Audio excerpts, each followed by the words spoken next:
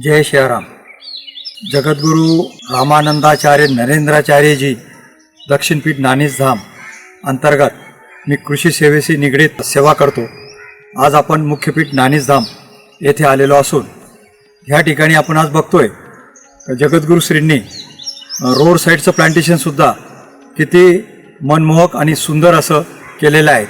तर आपण या ठिकाणी बघतोय की सप्तपर्णीची वृक्ष लागवड, त्याच्यानंतर फणस, आंबा, काजू आणि इतर वनस्पतीची लागवड फार मोठ्या प्रमाणात जगद्गुरु श्रींनी केलेली आहे आणि ती आपल्याला या ठिकाणी आता आपण बघत आहोत। तर मुख्य उद्देश वृक्ष लागवडीचा आपण आज बघतोय की कोकण म्हणजे की डोंगर चढ उतार, अत्यंत तीव्र उतार आणि मुसळधार पडणारा पाऊस, धोधो पडणारा पाऊस आणि अशा परिस्थितीमध्ये ही वृक्ष लागवड झाल्यामुळं या ठिकाणी बघतोय की आपण जमिनीची धूप ह्या ठिकाणी 100% थांबलेली आहे।